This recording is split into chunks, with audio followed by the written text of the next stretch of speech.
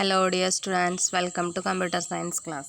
നമ്മൾ computer science ക്ലാസ്സിൽ ഇപ്പോൾ 4th ലെസൺ ആണ് ഡിസ്കസ് ചെയ്തുകൊണ്ടിരിക്കുന്നത് അല്ലേ. അതിൻ്റെ ഫസ്റ്റ് വീഡിയോ, അതായത് പാർട്ട് 1 വീഡിയോ നമ്മൾ ലാസ്റ്റ് ഡിസ്കസ് ചെയ്തിട്ടുണ്ടായിരുന്നു. ഇത് അതിൻ്റെ തന്നെ സെക്കൻഡ് പാർട്ടാണ്, അതായത് അതിൻ്റെ കണ്ടിന്യൂഷൻ ആയിട്ടുള്ളൊരു വീഡിയോ തന്നെയാണ്. അപ്പോൾ നമുക്ക് നമ്മുടെ വീഡിയോയിലേക്ക് കടക്കാം. ഓക്കെ, നമ്മളുടെ വീഡിയോയിൽ ഇന്ന് നമ്മൾ 4th ലെസൻ്റെ തന്നെ സെക്കൻഡ് ടോപ്പിക്, അതായത് രണ്ടാമത്തെ ഒരു ടോപ്പിക്കാണ് ഡിസ്കസ് ചെയ്യാൻ പോണത്. അതാണ് ടോപ്പിക്കാണ് വെബ് സെർവർ ടെക്നോളജീസ്. അതായത് നമ്മൾ കണ്ടിട്ടുണ്ടായിരുന്നു വെബ് കമ്മ്യൂണിക്കേഷൻ അല്ലേ. ലാസ്റ്റ് വീഡിയോയിൽ എങ്ങനെയാണ് വെബ്സൈറ്റിൽ കമ്മ്യൂണിക്കേറ്റ് ചെയ്യുന്നതെന്ന് കണ്ടു ഇല്ലേ. ഇപ്പോൾ 2 ടൈപ്പിലാണ് നമ്മൾ പറഞ്ഞിട്ടുണ്ടായിരുന്നു, ക്ലയൻറ്റ് ടു വെബ് സെർവർ കമ്മ്യൂണിക്കേഷനും സെർവർ ടു സെർവർ, അതായത് web server to web server കമ്മ്യൂണിക്കേഷനും അല്ലേ. പിന്നെ അതിൽ മുന്നേ നമ്മൾ ജസ്റ്റ് ബേസിക് ആയിട്ടുള്ള കുറച്ച് കാര്യങ്ങൾ അല്ലേ, നമ്മൾ പ്ലസ് 1 ഡിസ്കസ് ചെയ്തിരുന്ന കുറച്ച് കാര്യങ്ങൾ പറഞ്ഞിട്ടുണ്ടായിരുന്നു. വെബ്സൈറ്റ് എന്താ, വെബ് സെർവർ എന്താ, ജസ്റ്റ് ദെൻ പ്രോട്ടോകോൾസ് അല്ലേ, TCP/IP പ്രോട്ടോകോൾ എങ്ങനെയാണ് വർക്ക് ചെയ്യുന്നത് എന്നൊക്കെ നമ്മളൊരു പിക്ചർ വെച്ചിട്ട് കണ്ടു അല്ലേ. അപ്പോൾ നമ്മൾ പറഞ്ഞിട്ടുണ്ടായിരുന്നു ഇങ്ങനെ എല്ലാത്തിൻ്റെയും ബേസ് എന്ന് പറയുന്നത്, അതായത് കമ്മ്യൂണിക്കേഷൻ അവിടെ നടക്കുന്നുണ്ടെങ്കിൽ അതിൻ്റെയൊക്കെ ബേസ് എന്ന് പറഞ്ഞാൽ TCP/IP പ്രോട്ടോകോളാന്ന് പറഞ്ഞിട്ടുണ്ടായിരുന്നു. ദെൻ 2 മെത്തേഡിലാണ് മെയിനായിട്ട് കമ്മ്യൂണിക്കേറ്റ് ചെയ്യുന്നതെന്നാണ് പറഞ്ഞത്, എന്ത് ക്ലയൻറ്റ് ടു സെർവറും സെർവർ ടു സെർവർ കമ്മ്യൂണിക്കേഷനും. ഇനി ഇത് നമ്മൾ സെക്കൻഡ് ടോപ്പിക്കാണ്. അതിൽ പറയുന്നത് എന്താണെന്ന് വെച്ചിട്ടുണ്ടെങ്കിൽ വെബ് സെർവർ ടെക്നോളജീസ്. അപ്പം നമ്മൾ പറഞ്ഞു എന്താ അല്ലേ, നമ്മളെല്ലാതും ഇപ്പോൾ എന്താ ഓൺലൈനായിട്ട് ചെയ്യുന്നു അല്ലേ. ഓൺലൈനായിട്ട് ചെയ്യുന്നുണ്ടെങ്കിൽ തന്നെ ചിലർ കമ്പ്യൂട്ടർ യൂസ് ചെയ്തിട്ടായിരിക്കും ചെയ്യുന്നത്, ചിലർ ടാബ് യൂസ് ചെയ്തിട്ടായിരിക്കും അല്ലേ, ചിലരെന്താ ഭൂരിഭാഗം പേരും എന്താ മൊബൈൽ അല്ലേ, നമ്മളുടെ ഫോൺ യൂസ് ചെയ്തിട്ടായിരിക്കും ചെയ്യുന്നുണ്ടായിരിക്കുക. എന്തൊക്കെ ഡിവൈസുകളായാലും നമുക്ക് എന്താ അവിടെ കമ്മ്യൂണിക്കേഷൻ നടക്കുന്നുണ്ട് അല്ലേ. അപ്പോൾ അവിടെ കമ്മ്യൂണിക്കേഷൻ നടക്കണമെന്നുണ്ടെങ്കിൽ എന്താ അവിടെ പല ടെക്നോളജീസ് അല്ലേ, ഒരുപാട് കാര്യങ്ങൾ അതിൽ ഇൻവോൾവ്ഡ് ആണ് അങ്ങനെ കമ്മ്യൂണിക്കേഷൻ നടക്കണമെന്നുണ്ടെങ്കിൽ. അപ്പോൾ ബേസിക് ആയിട്ടുള്ള കാര്യം കണ്ടു നമ്മൾ എങ്ങനെയാണ് കമ്മ്യൂണിക്കേറ്റ് ചെയ്യണമെന്നുള്ളത് ഇല്ലേ. നമ്മൾ എന്താ പറയുക TCP/IP പ്രോട്ടോകോൾ വെച്ചിട്ടാണ് ബേസിക് ആയിട്ട് നമ്മൾ എങ്ങനെയാണ് കമ്മ്യൂണിക്കേഷൻ നടക്കുന്നത് അല്ലേ. അപ്പോൾ അതല്ലാതെ ഇനി അതിൽ യൂസ് ചെയ്യുന്ന ടെക്നോളജീസ്, എന്തൊക്കെ ടെക്നോളജീസ് നമ്മൾ എന്തിന് വേണ്ടിയിട്ട് ഇതിൽ യൂസ് ചെയ്യേണ്ടതെന്നുള്ളതാണ് കാണുന്നത്. ഓക്കെ, മെയിനായിട്ട് അപ്പോൾ 3 ടെക്നോളജിയാണ് നമ്മൾ യൂസ് ചെയ്യുന്നത്. വെബ് സെർവർ അല്ലേ, വെബ് സെർവർ നമ്മൾ എന്താണെന്ന് ജസ്റ്റ് പറഞ്ഞിട്ടുണ്ടായിരുന്നു. Web server, then software pods, then DNS servers. ഈ 3 ടോപ്പിക്കാണ് നമ്മൾ ഇന്ന് ഡിസ്കസ് ചെയ്യാൻ പോണത്. ഓക്കെ, അപ്പോൾ അതിൽ ഫസ്റ്റ് ടോപ്പിക്കാണ് എന്ത്, വെബ് സെർവർ ടെക്നോളജീസിൻ്റെ ഫസ്റ്റ് ടോപ്പിക്കാണ് എന്ത്, വെബ് സെർവർ എന്ന് പറഞ്ഞത്. നമ്മൾ വെബ് സെർവർ എന്താണെന്ന് പറഞ്ഞിട്ടുണ്ടായിരുന്നു അല്ലേ. അതിന് മുന്നേ നമ്മൾ വെബ്സൈറ്റ് എന്താണെന്ന് കണ്ടു. വെബ്സൈറ്റ് എന്താണെന്ന് വെച്ചിട്ടുണ്ടെങ്കിൽ എന്താ അല്ലേ, ഒരു പെർട്ടിക്കുലർ ഇൻഫർമേഷൻ സ്റ്റോർ ചെയ്തിരിക്കുന്ന ഒരു പേജ് അല്ലേ. അതായത് ഇപ്പോൾ നമ്മളുടെ സ്കൂളിൻ്റെ ഒരു വെബ്സൈറ്റ് ഉണ്ടെങ്കിൽ അതിനെന്താ ഒരുപാട് വെബ് പേജുകൾ ഉണ്ടായിരിക്കും അല്ലേ. അതിലെന്തുണ്ടായിരിക്കും, ടെക്സ്റ്റ്, ഇമേജ്, ഗ്രാഫിക്സ്, അങ്ങനത്തെ പല പല സംഭവങ്ങൾ ആ വെബ് പേജിലുണ്ടായിരിക്കും. വെബ് പേജ് എന്തെങ്ങനെയാണ് ഡെവലപ്പ് ചെയ്യുന്നതെന്നും കണ്ടു അല്ലേ. നമ്മളെങ്ങനെയാണ് HTML hyper text markup language എന്ന് പറഞ്ഞൊരു ലാംഗ്വേജ് യൂസ് ചെയ്തിട്ടാണ് ഡെവലപ്പ് ചെയ്യുന്നതെന്നും കണ്ടു. ഓക്കെ, അപ്പോൾ അങ്ങനത്തെ കുറേ വെബ് പേജിൻ്റെ ഒരു കളക്ഷനാണ് എന്ത്, വെബ്സൈറ്റ് അല്ലേ, വെബ്സൈറ്റ് എന്ന് പറയുന്നത്. അപ്പോൾ നമ്മൾ വെബ്സൈറ്റിൻ്റെ ഒരു കളക്ഷനാണ് എന്ത്, വെബ് സെർവർ എന്ന് പറഞ്ഞ് നിർത്തിയിട്ടുണ്ടായിരുന്നു അല്ലേ. അതായത് വെബ്സൈറ്റുകൾ സ്റ്റോർ ചെയ്യുന്ന ഒരു കമ്പ്യൂട്ടർ, അതിനെയാണ് നമ്മൾ എന്ന് പറയാം വെബ് സെർവർ എന്ന് പറഞ്ഞത്. അപ്പോൾ നമ്മളങ്ങനെ ബേസിക്കായിട്ട് പറഞ്ഞു നിർത്തിയിട്ടുണ്ടായിരുന്നു. ഇനി ഇവിടെ നമ്മൾ ഈ ടോപ്പിക്കിൽ നമ്മൾ എന്താ വെബ് സെർവർ എന്താണെന്ന് ഡീറ്റെയിൽ ആയിട്ട് നോക്കാൻ പോകണം. ഓക്കെ, അപ്പോൾ സെർവർ എന്ന് വെച്ചിട്ടുണ്ടെങ്കിൽ വെബ് സെർവർ എന്ന് വെച്ചിട്ടുണ്ടെങ്കിൽ ഇറ്റ് ഈസ് എ കമ്പ്യൂട്ടർ അല്ലേ. Server is A computer that host website, host ചെയ്യുക അല്ലെങ്കിൽ സ്റ്റോർ ചെയ്യുക. അതായത് നമുക്കിപ്പോൾ എങ്ങനെയാണ് ഈ ഒരുപാട് അല്ലേ, നമുക്കറിയാം ലക്ഷക്കണക്കിന് വെബ്സൈറ്റുകളുണ്ട് ഇല്ലേ. നമ്മൾ തന്നെ നോക്കിയിട്ടുണ്ടെങ്കിൽ അറിയാം, ഒരു നെയിമിൽ തന്നെ എന്താ പറയുക പല സൈറ്റുകൾ കാണുന്ന പോലെ നമുക്ക് തോന്നും ഇല്ലേ. അപ്പോൾ ലക്ഷക്കണക്കിന് വെബ്സൈറ്റുകളുണ്ട്. ഈ വെബ്സൈറ്റുകളൊക്കെ നമുക്ക് കിട്ടണമെന്നുണ്ടെങ്കിൽ എന്താ അതിനെ സെൻട്രലൈസ് ആയിട്ട്, അതായത് അതിനെ എല്ലാ വെബ്സൈറ്റുകളും എന്താ ഒരു ഇതിൽ സ്റ്റോർ ചെയ്യണം അല്ലേ, ഹോസ്റ്റ് ചെയ്യണം, രജിസ്റ്റർ ചെയ്യണം അല്ലേ. അങ്ങനത്തെ കമ്പ്യൂട്ടേഴ്സ് അതിനെയാണ് നമ്മൾ എന്ന് പറയുക വെബ് സെർവേഴ്സ് എന്ന് പറയുക. ഓക്കെ, അപ്പോൾ ഇതിലെന്താ ചെയ്യുന്നതെന്ന് വെച്ചിട്ടുണ്ടെങ്കിൽ ഇതെന്താ ചെയ്യാന്ന് വെച്ചിട്ടുണ്ടെങ്കിൽ enables to deliver web pages or like services like email, blogs etcetera to the user on the internet. അപ്പോൾ നമ്മൾ ഇൻ്റർനെറ്റ് യൂസ് ചെയ്യുന്ന യൂസർ ആണെങ്കിൽ നമുക്ക് എന്താ നമുക്ക് പല കാര്യങ്ങൾക്കായിരിക്കും നമ്മൾ യൂസ് ചെയ്യുന്നത് അല്ലേ. ചിലർ ഇമെയിൽ ചെയ്യാനായിരിക്കും, ബ്ലോഗ് ചെയ്യാനായിരിക്കും അല്ലേ, ഓൺലൈൻ പർച്ചേസിങ്ങിനായിരിക്കും അല്ലേ. എന്തിനൊക്കെ തന്നെ ആയാലും നമുക്ക് എന്താ നമുക്ക് വേണ്ട സർവീസുകൾ അല്ലെങ്കിൽ നമുക്ക് സർവീസ് എന്ന് പറഞ്ഞാൽ നമുക്ക് കിട്ടുന്നത് എന്താ വെബ് പേജുകളായിട്ടായിരിക്കും കിട്ടുന്നുണ്ടായിരിക്കുക അല്ലേ. നമുക്ക് വേണ്ട സർവീസ് അല്ലെങ്കിൽ വെബ് പേജിനെ എന്താ ഡെലിവർ ചെയ്ത് തരാം നമുക്ക് അല്ലേ. നമ്മൾ ഉദ്ദേശിക്കുന്ന സൈറ്റ് ഏതാണോ, ഇൻ്റർനെറ്റിൽ കൂടെ നമ്മൾ എന്ത് സർവീസാണോ യൂസ് ചെയ്യുന്നത് അതിനെ നമുക്ക് എന്ത് ചെയ്യുക, ഡെലിവർ ചെയ്യുക. ആ ഡെലിവറിന് വേണ്ടിയിട്ട് കാര്യങ്ങളൊക്കെ എനേബിൾ ചെയ്ത് തരാം. ഇതാണ് എന്ത് വെബ് സെർവർ ചെയ്യുന്നത്. ഓക്കെ, അപ്പോൾ ഇതിൽ വെബ് സെർവർ എന്ന് വെച്ചിട്ടുണ്ടെങ്കിൽ എന്താണെന്ന് വെച്ചിട്ടുണ്ടെങ്കിൽ it consist of server computer അല്ലേ? നമ്മൾ പറഞ്ഞു എന്താ ഒരു കമ്പ്യൂട്ടറാന്ന് പറഞ്ഞു അല്ലേ? അതിലെന്തുണ്ടായിരിക്കും? അപ്പോൾ നമുക്കൊരു ജനറലി നമുക്കൊരു കമ്പ്യൂട്ടർ എന്ന് പറഞ്ഞിട്ടുണ്ടെങ്കിൽ എന്താ നമുക്കറിയാം, അതിലൊരു ഓപ്പറേറ്റിംഗ് സിസ്റ്റം ഉണ്ടായിരിക്കും ഇല്ലേ? നമ്മൾ ഫസ്റ്റ് ഇയറിൽ ഡീറ്റെയിൽ ആയിട്ട് കണ്ടിട്ടുണ്ടായിരുന്നു എന്താണ് കമ്പ്യൂട്ടർ സിസ്റ്റം എന്നുള്ളത് ഇല്ലേ?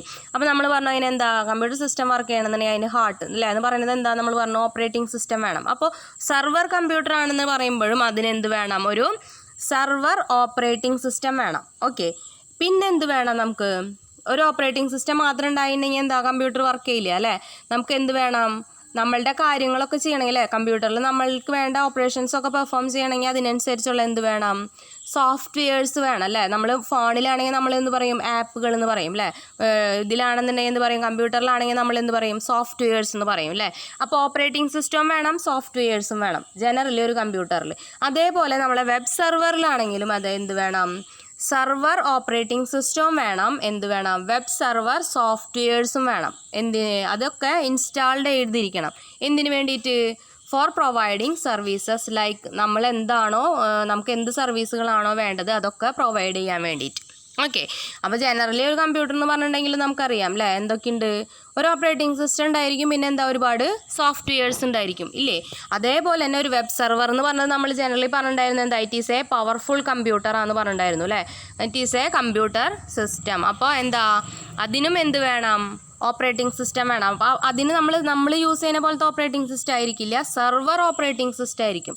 സെർവർ സൈഡിൽ യൂസ് ചെയ്യുന്ന ഓപ്പറേറ്റിംഗ് സിസ്റ്റംസും പിന്നെ എന്ത് വേണം? അതിൻ്റെ സെർവറിൻ്റെ അല്ലേ അതിൻ്റെ പ്രോസസ്സിങ്ങിനും കാര്യങ്ങൾക്കും വേണ്ടിയിട്ടുള്ള എന്ത് സോഫ്റ്റ്വെയർസും വേണം. ഇതൊക്കെ എന്തിനാ വേണമെന്ന് പറയുന്നത്? നമ്മൾ എന്ത് സർവീസുകളാണോ നമുക്ക് പ്രൊവൈഡ് ചെയ്യേണ്ടത് അതിന് വേണ്ടിയിട്ടില്ല. അതായത് WWW ആയിരിക്കും, ഒരുപാട് വെബ്സൈറ്റുകളായിരിക്കാം, അല്ലാന്നുണ്ടെങ്കിൽ എന്താ ഇമെയിൽ അയക്കണമായിരിക്കാം, ബ്ലോഗ് ആയിരിക്കാം അല്ലേ?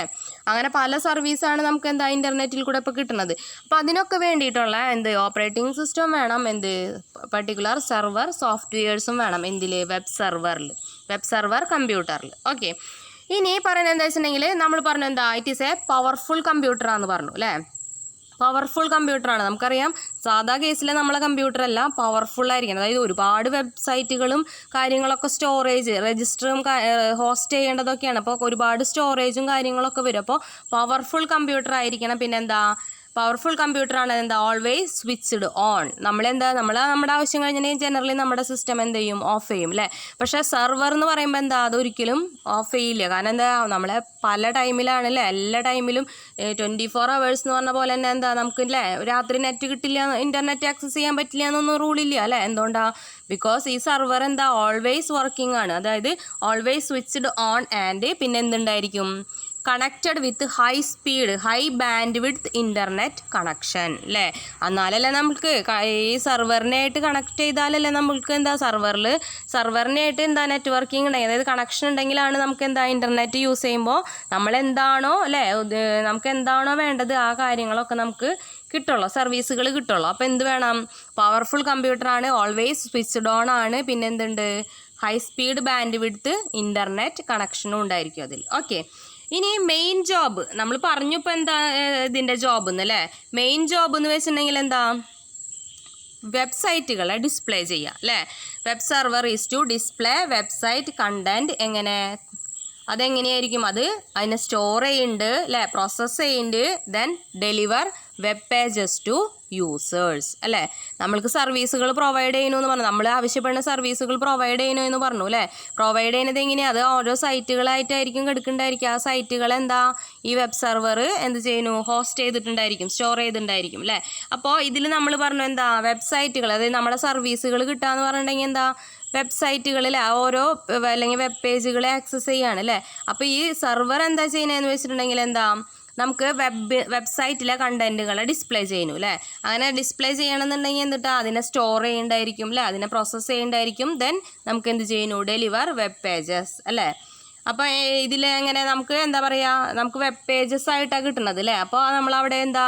വെബ് പേജസ് അല്ലെങ്കിൽ വെബ്സൈറ്റ് എന്ന് പറയുമ്പോൾ നമ്മൾ ആലോചിക്കുക അവിടെ യൂസ് ചെയ്യുന്നത് HTML ആണ് അല്ലേ? ലാംഗ്വേജ് യൂസ് ചെയ്തിട്ടായിരിക്കും എഴുതിയിട്ടുണ്ടായിരിക്കുക. അപ്പോൾ അതുകൊണ്ട് തന്നെ നമുക്കറിയാം എന്താ? വെബ്സൈറ്റുകൾ ആ ഒരു ഇത് വരുമ്പോൾ HTTP പ്രോട്ടോക്കോളാണ് അവിടെ യൂസ് ചെയ്യേണ്ടായിരിക്കുക. ഓക്കെ, അപ്പോൾ HTTP പ്രോട്ടോക്കോൾ അവിടെ യൂസ് ചെയ്യേണ്ടായിരിക്കും. അതുകൂടാതെ എന്താ?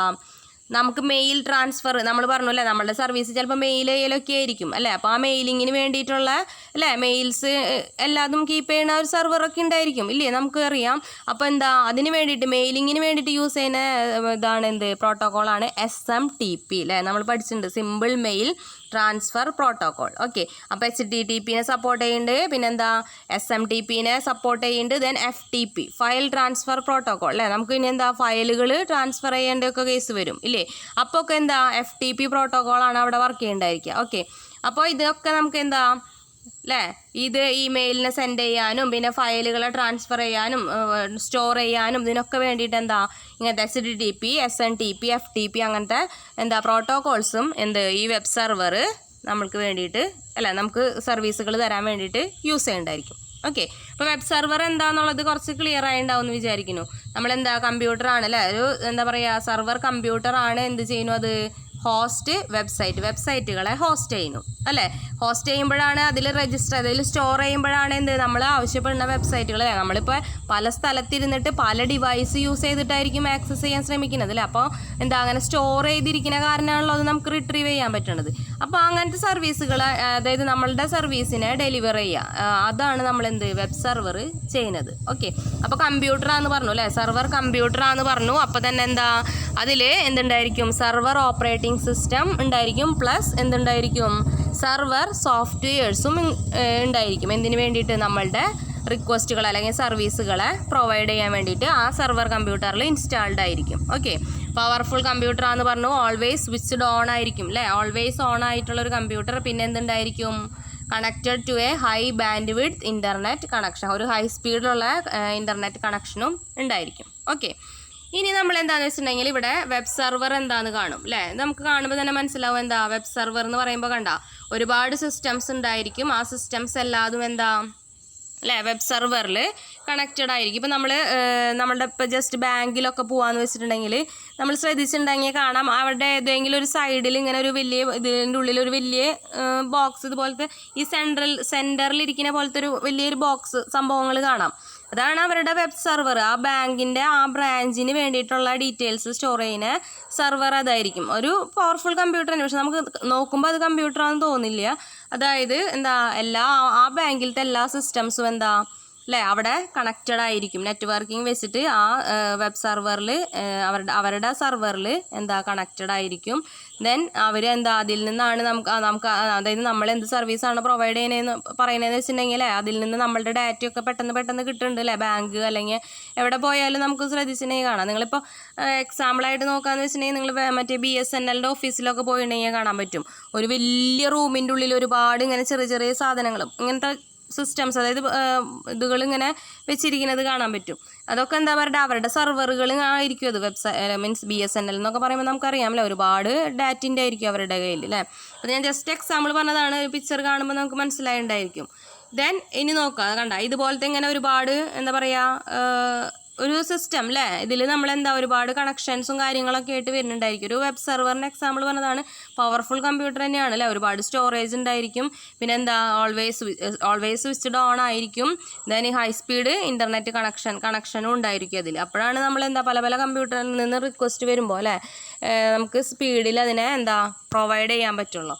ഇനി ഇതിൻ്റെ കൂടെ തന്നെ വരുന്നൊരു കൺസെപ്റ്റാണ് ഒരു ഡാറ്റ സെൻറ്റർ എന്ന് പറഞ്ഞൊരു കൺസെപ്റ്റ്. ഓക്കെ, ഡാറ്റ സെൻറ്റർ എന്ന് വെച്ചിട്ടുണ്ടെങ്കിൽ അതാണ് നമ്മൾ നേരത്തെ പറഞ്ഞൊരു കൺസെപ്റ്റിലേക്ക് വരുന്നത്. അതായത് നമ്മൾ ബാങ്കിൻ്റെ കാര്യവും ഇതൊക്കെ BSNLൻ്റെ കാര്യങ്ങളൊക്കെ പറഞ്ഞു അല്ലേ.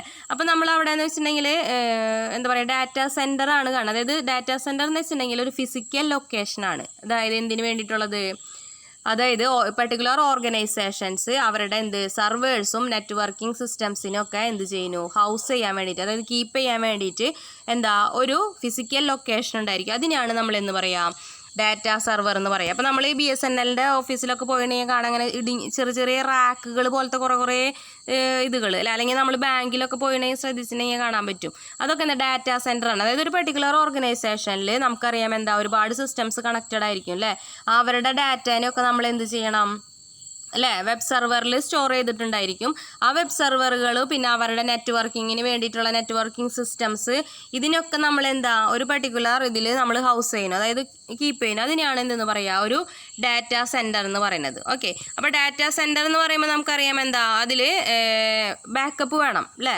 എന്തായാലും നമുക്ക് എന്താ എക്സ്റ്റെൻസീവ് ബാക്കപ്പ് വേണം. പിന്നെന്താ പവർ സപ്ലൈ അല്ലേ, പവർ സപ്ലൈ സിസ്റ്റംസ് ഉണ്ടായിരിക്കും, കൂളിംഗ് സിസ്റ്റംസ് ഉണ്ടായിരിക്കും അല്ലേ, സ്പീഡ് നെറ്റ്വർക്കിംഗ് കണക്ഷൻസ് ഉണ്ടായിരിക്കും. പിന്നെ എന്ത് വേണം, സെക്യൂരിറ്റി സിസ്റ്റംസും കൂടി വേണം. ഇവിടെ നമ്മൾക്കൊരു എക്സാമ്പിളായിട്ടുള്ളൊരു പിക്ചർ കാണാം, കണ്ട ഇങ്ങനത്തെ ഒരുപാട് റാക്ക് അല്ലേ.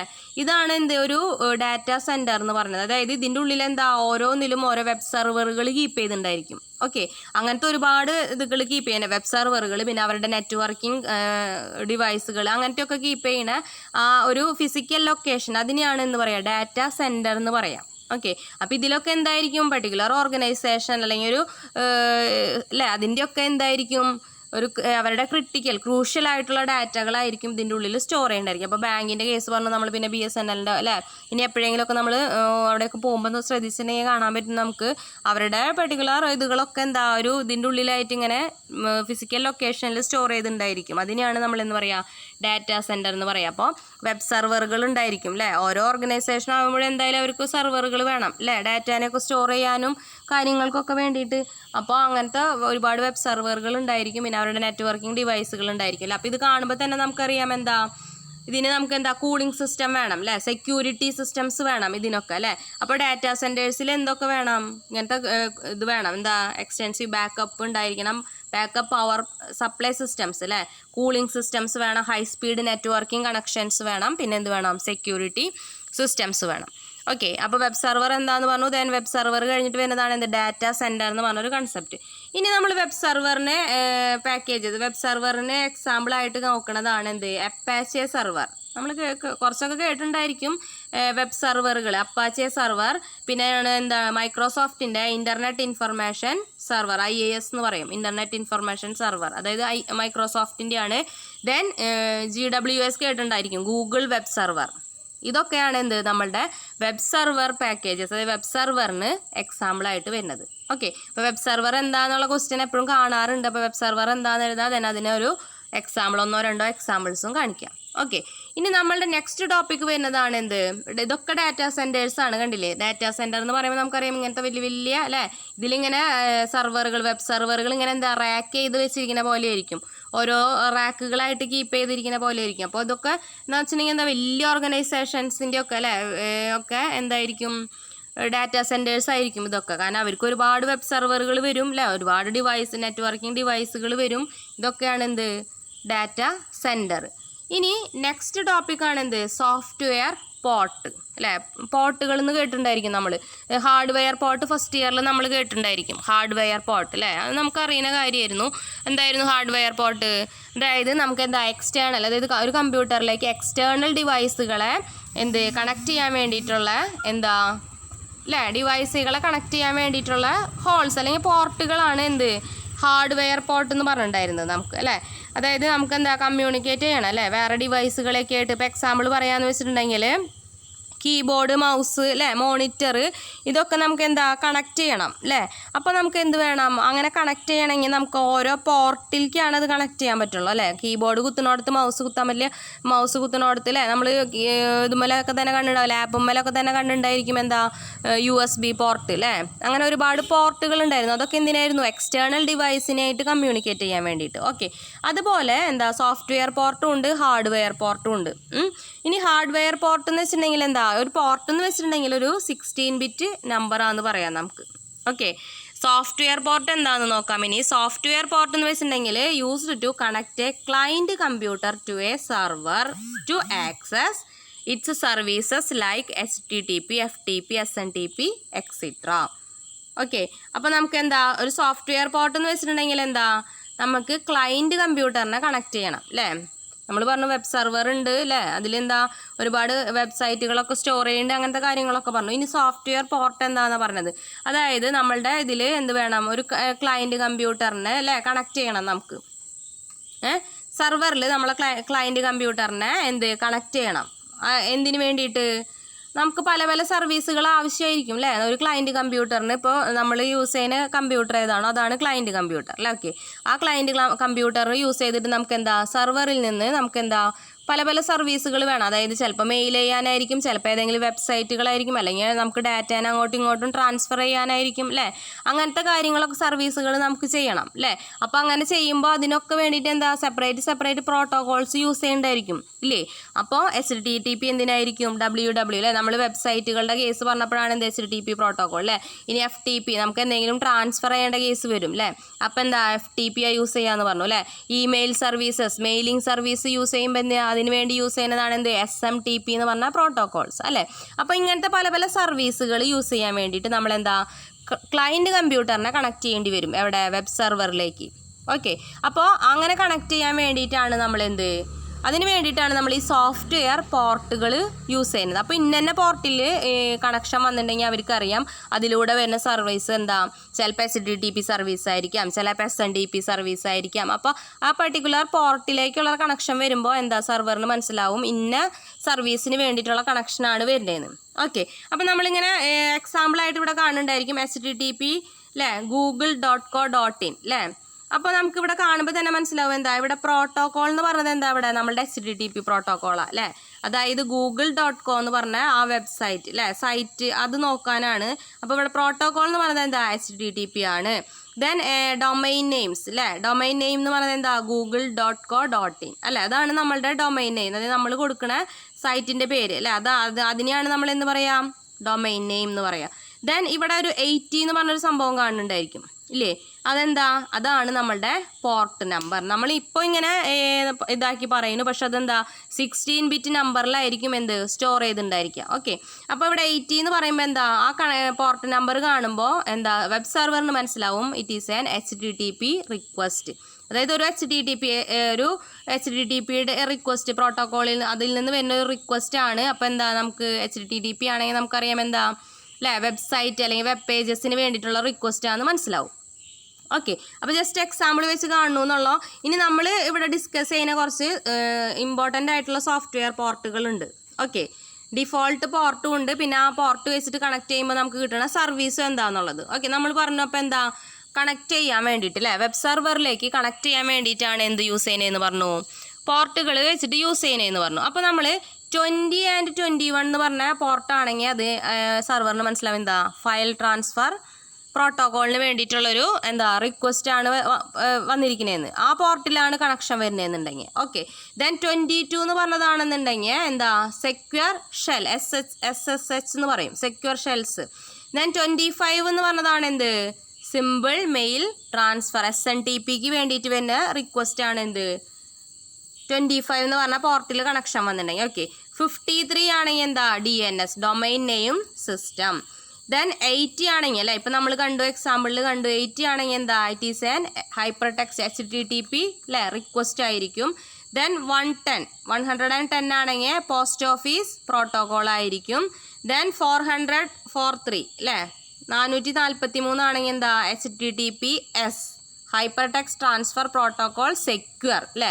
HTTP തന്നെ പക്ഷെ എന്താ ഒന്നും കൂടിയും സെക്യൂർ ആയത്. അതായത് നമ്മൾ പറഞ്ഞു എന്താ ബാങ്കിങ്ങിൻ്റെ കേസൊക്കെ യൂസ് ചെയ്യുമ്പോൾ അല്ലേ, നമ്മൾ ഓൺലൈൻ പേയ്മെൻ്റ് ഒക്കെ ചെയ്യുമ്പോൾ എന്താ അവിടെ നമ്മൾ പറഞ്ഞിട്ടുണ്ടായിരുന്നു ജസ്റ്റ് ക്ലയൻറ്റ് സെർവർ റിക്വസ്റ്റ് തന്നെയാണ് വരിക, ക്ലയൻറ്റ് സെർവർ കമ്മ്യൂണിക്കേഷൻ തന്നെയാണ് വരിക. പക്ഷെ എന്തായിരിക്കണം നമ്മൾ അവിടെ കൊടുക്കണേ എന്ത് പാസ്വേഡൊക്കെ അല്ലേ, അല്ലെങ്കിൽ പിൻ നമ്പർ അങ്ങനത്തെ കാര്യങ്ങളൊക്കെ എന്താ സെക്യൂർ ആയിരിക്കണം അല്ലേ. അപ്പോൾ HTTP പോരാ, HTTPS എന്ന് പറഞ്ഞ പ്രോട്ടോക്കോളാണ് യൂസ് ചെയ്യുക, hyper text transfer protocol secure.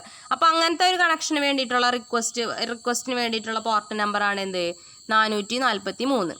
Okay, അപ്പോൾ ഈ പോർട്ട് നമ്പർ എന്താന്ന് പറഞ്ഞ കൺസെപ്റ്റ് ഇമ്പോർട്ടൻ്റ് ആയിട്ടുള്ളൊരു കാര്യമാണ്. 2 മാർക്ക് 3 മാർക്കിൻ്റെ ക്വസ്റ്റ്യനായിട്ട് എല്ലാ വർഷങ്ങളിലും കാണാറുണ്ട്. വാട്ട് ഈസ് പോർട്ട് നമ്പർ എന്താണെന്നുള്ളത് ചോദിക്കും. പിന്നെ 1 വേർഡ് ക്വസ്റ്റ്യൻ ആയിട്ട് ഏത് പോർട്ട് നമ്പറാണ് ഏത് സർവീസിന് വേണ്ടി യൂസ് ചെയ്യുന്നത്, ഈ HTTPയുടെ HTTPSൻ്റെ SMTPയുടെ ഒക്കെ എന്താ ഇടയ്ക്കിടയ്ക്ക് ചോദിച്ച് കാണാറുണ്ട്. പോർട്ട് നമ്പർ ഫോർ എന്ത് SNTPയുടെ പോർട്ട് നമ്പർ 25 അല്ലേ. പിന്നെ HTTPയുടെ പോർട്ട് നമ്പർ 80, HTTPSൻ്റെത് എന്താണ് 44. അപ്പോൾ അങ്ങനെ 1 വേർഡ് ക്വസ്റ്റ്യൻ ആയിട്ടും കാണാറുണ്ട്, 2 മാർക്കിൻ്റെ ക്വസ്റ്റ്യൻ ആയിട്ടും കാണാറുണ്ട്. ഓക്കെ, ഒരു ഇമ്പോർട്ടൻ്റ് ടോപ്പിക്കാണ്. എന്നിട്ട് ആകെ 2 പോയിൻ്റ് ഉള്ളൂ അല്ലേ, എന്താ സോഫ്റ്റ്വെയർ പോർട്ട് എന്നുള്ളതും പിന്നെന്താ അതിന് വേണ്ടിയിട്ട് അതിൽ യൂസ് ചെയ്യുന്ന ഇമ്പോർട്ടൻറ്റ് പോർട്ട് നമ്പേഴ്സും. ഓക്കെ, അപ്പോൾ സോഫ്റ്റ്വെയർ പോർട്ട് എന്താണെന്ന് കണ്ടു, അതിലെ പോർട്ട് നമ്പേഴ്സ് കണ്ടു. നെക്സ്റ്റ് വരുന്നതാണ് എന്ത്, ഇതിലെ ലാസ്റ്റ് ടോപ്പിക്, അതായത് ഈ വീഡിയോയിലെ ലാസ്റ്റ് ടോപ്പിക്കാണ് എന്ത്, DNS server. Okay, DNS server എന്ന് വെച്ചാൽ DNS എന്ന് പറഞ്ഞാൽ നമ്മൾ കേട്ടിട്ടുണ്ട്, ഡൊമൈൻ നെയിം അല്ലേ, സിസ്റ്റം, ഡൊമൈൻ നെയിം സിസ്റ്റം എന്ന് പറഞ്ഞാൽ. അപ്പോൾ DNS എന്ന് വെച്ചിട്ടുണ്ടെങ്കിൽ എന്താ, നമുക്ക് എക്സാമ്പിളായിട്ട് പറയാം ഫോൺ ബുക്കാന്ന് പറയാം. DNS ഡൊമൈൻ നെയിം സെർവർ അല്ലേ, അല്ലെങ്കിൽ ഡൊമൈൻ നെയിം സിസ്റ്റം എന്ന് വെച്ചിട്ടുണ്ടെങ്കിൽ എന്താ, it is A phone book of internet എന്ന് വെച്ചാൽ എന്താ, നമുക്ക് എന്താ അല്ലേ, നമുക്ക് ആക്സസ് ചെയ്യേണ്ട ഇൻഫർമേഷൻസ് അല്ലേ, ഓൺലൈനായിട്ടുള്ളത് നമ്മൾ എന്ത് ചെയ്യുന്നു, ഡൊമൈൻ നെയിംസിലാണ് അറിയപ്പെടുന്നത് അല്ലേ. എക്സാമ്പിളായിട്ട് പറയുകയാണെങ്കിൽ എങ്ങനെയാണ്, www.amazon.com അല്ലേ. നമ്മളൊരു സൈറ്റിന് നമ്മൾ എന്താ ഒരു ഡൊമൈൻ നെയിം കൊടുത്തു അല്ലേ, നമ്മളിങ്ങനെ ഈ കൊടുക്കണ Amazon.com അല്ലേ, ഇങ്ങനെ കൊടുക്കണതിനെയാണ് നമ്മൾ എന്ന് പറയുക ഡൊമൈൻ നെയിം അല്ലേ. ഈ ഡൊമൈൻ നെയിം കൊടുക്കുമ്പോൾ എന്താ ചെയ്യുന്നത്, ഈ ഡൊമൈൻ നെയിമിന് കറസ്പോണ്ടിങ് IP അഡ്രസ്സിലായിരിക്കും എന്ത്, അതിനെ സ്റ്റോർ ചെയ്തിട്ടുണ്ടായിരിക്കുക അല്ലേ. നമ്മൾ പറഞ്ഞു എന്ത് ഇതിനും നമുക്ക് എന്തുണ്ടെന്ന് പറഞ്ഞു, IP അഡ്രസ്സ് ഉണ്ടെന്ന് പറഞ്ഞു അല്ലേ. അത് സ്റ്റോർ ചെയ്തിരിക്കുന്ന ഇതിനെന്തുണ്ടായിരിക്കും, ഒരു IP അഡ്രസ്സ് ഉണ്ടായിരിക്കും നമുക്കപ്പോൾ. നമ്മൾ ഡൊമൈൻ നെയിം കൊടുത്തിട്ടുണ്ടെങ്കിൽ എന്താ നമുക്ക് തിരിച്ച് കിട്ടാം, കറസ്പോണ്ടിങ് IP അഡ്രസ്സ് എന്താണോ അതാണ് നമുക്ക് എന്ത് തിരിച്ച് കിട്ടുക. ഓക്കെ, അപ്പോൾ ഡൊമൈൻ നെയിം എന്താണെന്ന് പറഞ്ഞു. ഇനി ഡൊമൈൻ നെയിം സെർവർ എന്താണ്, DNS സെർവർ എന്താണെന്നുള്ളതാണ് പറയാൻ പോണത്. DNS സെർവർ എന്ന് വെച്ചിട്ടുണ്ടെങ്കിൽ എന്താ, ഒരു നെറ്റ്വർക്കിംഗ് സോഫ്റ്റ്വെയർ ആണെന്ന് പറയാം. Special purpose networking software. അതെന്താ കണ്ടെയ്ൻ ചെയ്യുന്നുണ്ടായിരിക്കുക, contains a database of domain names and their IP address. അതായത് നമ്മൾ പറഞ്ഞ എന്താ, ഡൊമൈൻ നെയിംസ് എന്ന് വെച്ചിട്ടുണ്ടെങ്കിൽ എന്താ, നമ്മൾക്ക് മനസ്സിലായില്ല, നമ്മൾക്ക് വേണ്ട സർവീസുകൾ നമ്മളെന്താ പർട്ടിക്കുലർ നെയിം ചെയ്തിട്ട് വിളിക്കുന്നു അല്ലേ. അപ്പോൾ ഓരോ വെബ്സൈറ്റുകൾക്കും നമ്മളെന്താ ഡിഫറെൻറ്റ് പേരുകളുണ്ട് അല്ലേ. ആമസോൺ, ഫ്ലിപ്കാർട്ട്, www.amazon.com അല്ലേ. നമ്മളുടെ വെബ്സൈറ്റിനൊരു അല്ലേ ഡൊമൈൻ നെയിം ഉണ്ടായിരിക്കും അല്ലേ. ഈ ഡൊമൈൻ നെയിംസിനൊക്കെ എന്താ കറസ്പോണ്ടിങ് IP അഡ്രസ്സ് വെച്ചിട്ടായിരിക്കും എന്ത് അവിടെ സ്റ്റോർ ചെയ്തിട്ടുണ്ടായിരിക്കുക അല്ലേ, സെർവറിൽ സ്റ്റോർ ചെയ്തിട്ടുണ്ടായിരിക്കുക. അപ്പോൾ IP അഡ്രസ്സ് എന്ന് പറഞ്ഞാൽ നമുക്കറിയാം അല്ലേ, ഒരു നമ്പർ ഫോർമാറ്റിലാണ് വരുന്നുണ്ടായിരിക്കുക. അതിനെ നമുക്ക് മെമ്മറൈസ് ചെയ്യാൻ അല്ലേ, നമുക്ക് ഓർത്തിരിക്കാൻ എളുപ്പമല്ലേ. ആമസോണിൻ്റെ സൈറ്റ് എന്ന് പറയുന്ന പോലെ ആയിരിക്കില്ല അതിൻ്റെ IP അഡ്രസ്സ് ഓർത്തിരിക്കുക അല്ലേ. അപ്പോൾ എന്താ ചെയ്യുകയെന്ന് വെച്ചിട്ടുണ്ടെങ്കിൽ, അങ്ങനെ നമ്മൾക്ക് മെമ്മറൈസ് ചെയ്യാൻ വേണ്ടി, അതായത് നമ്മൾക്ക് ഇൻ്റർനെറ്റിൽ അല്ലേ, അതാണ് നമ്മളിവിടെ ഫോൺ ബുക്ക് എന്ന് പറഞ്ഞത്, ഡൊമൈൻ നെയിമിനെ അല്ലേ, ഇൻ്റർനെറ്റിൻ്റെ ഫോൺ ബുക്കാന്ന് പറഞ്ഞത്. അപ്പോൾ അങ്ങനെ ഡൊമൈൻ നെയിമും അതിൻ്റെ കറസ്പോണ്ടിങ് IP അഡ്രസ്സുകളെയും എന്താ സ്റ്റോർ ചെയ്ത് വെക്കുന്ന ഒരു ഡാറ്റാബേസ് ആണ് എന്ത്, ഡൊമൈൻ നെയിം സെർവർ.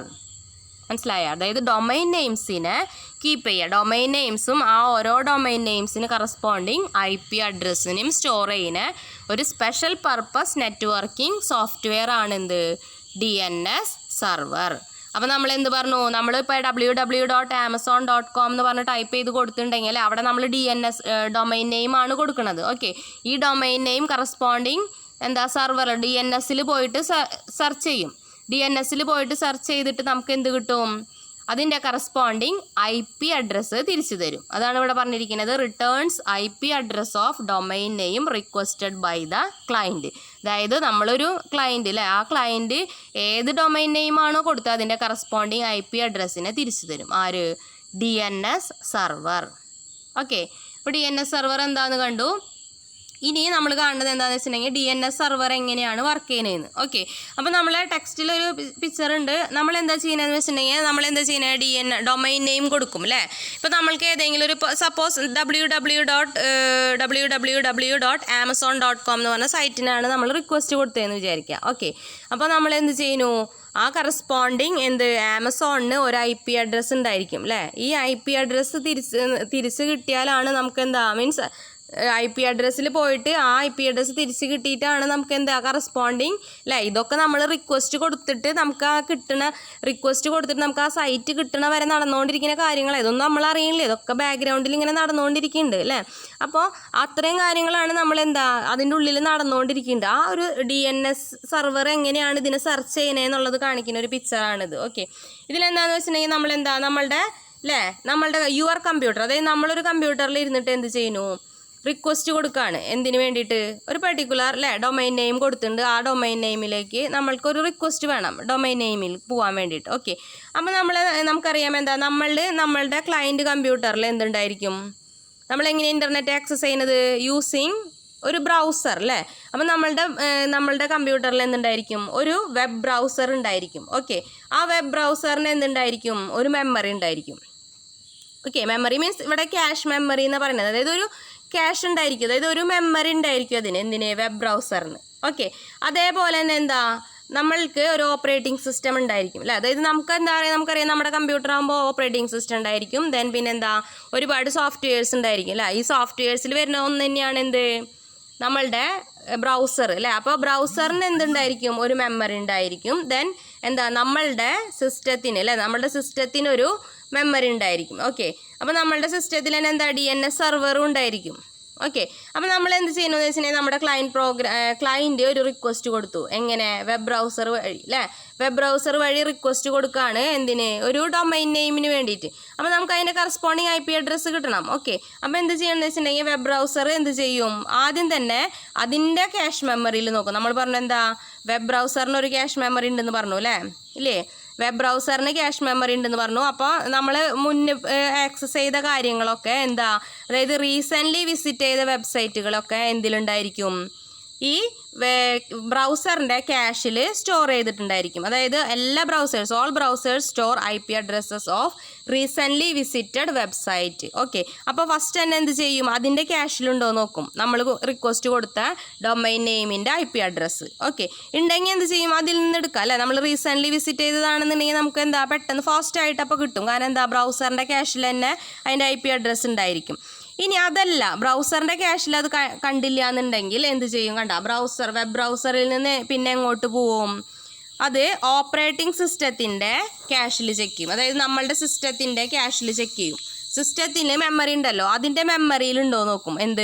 ആ പർട്ടിക്കുലർ ഡൊമൈൻ്റെ IP അഡ്രസ്സ്. ഓക്കെ, അതിലുണ്ടെങ്കിൽ അതിൽ നിന്ന് എടുക്കും. അല്ലാന്നുണ്ടെങ്കിൽ അതിൽ കണ്ടില്ല എന്നുണ്ടെങ്കിൽ എന്ത് ചെയ്യും, നെക്സ്റ്റ് DNS സെർവറിൽ പോയിട്ട് തപ്പി നോക്കും, സെർച്ച് ചെയ്ത് നോക്കും. ആ കറസ്പോണ്ടിങ് എന്തുണ്ടോന്ന് DNS സെർവറിൽ പോയിട്ട് നോക്കി നോക്കും. നമ്മളുടെ അല്ലേ, നമ്മൾ കൊടുത്ത ഡൊമൈൻ നെയിം അതിലുണ്ടോ നോക്കും.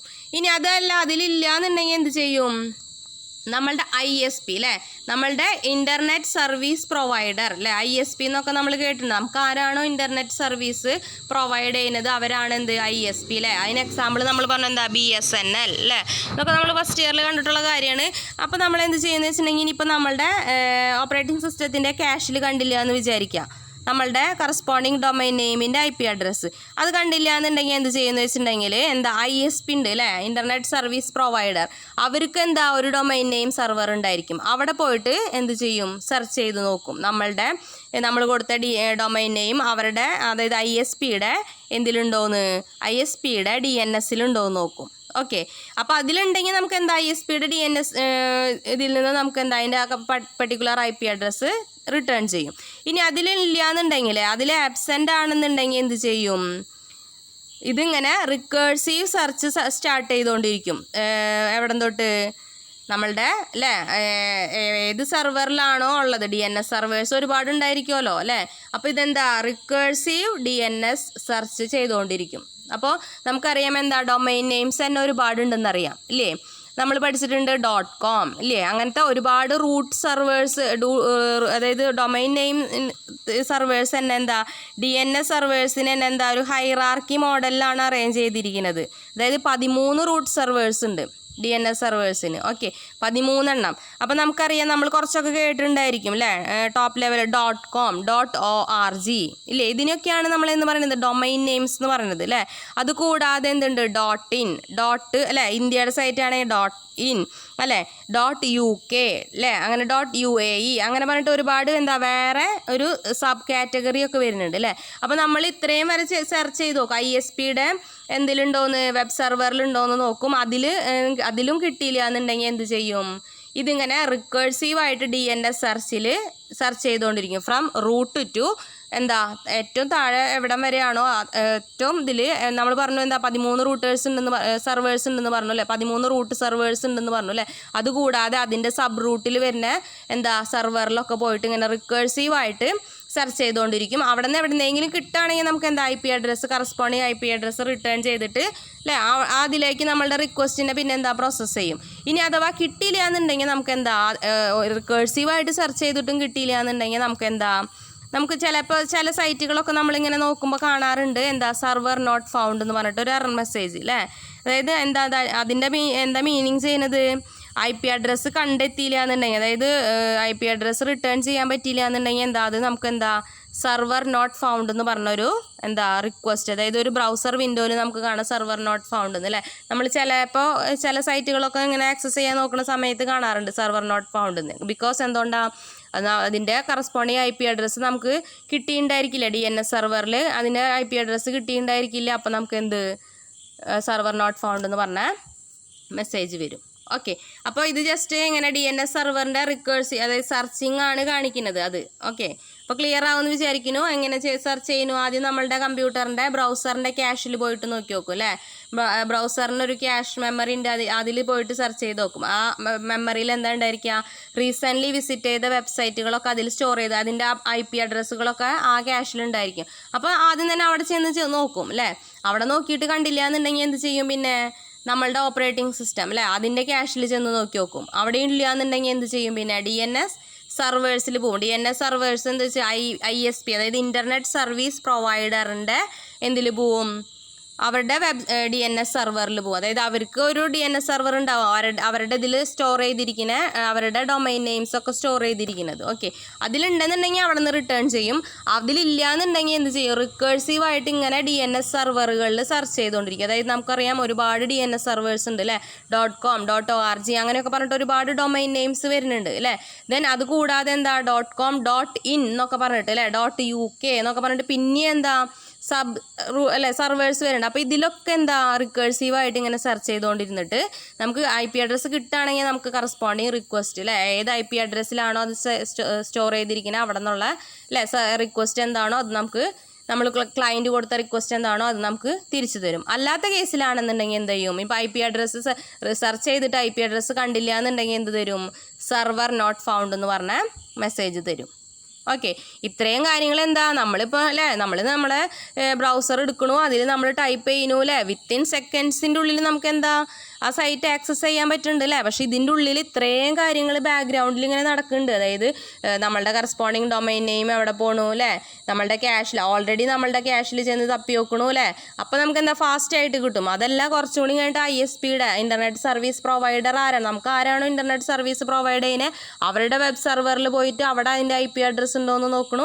ഇങ്ങനത്തെ കാര്യങ്ങളൊക്കെ ഇതിൻ്റെ ബാക്ക്ഗ്രൗണ്ടിൽ നടക്കണം. പക്ഷെ നമ്മൾക്ക് നമ്മൾ റിക്വസ്റ്റ് കൊടുക്കണു അല്ലേ, വിത്തിൻ സെക്കൻഡ്സിനുള്ളിൽ നമുക്ക് ആ സൈറ്റ് കിട്ടണു.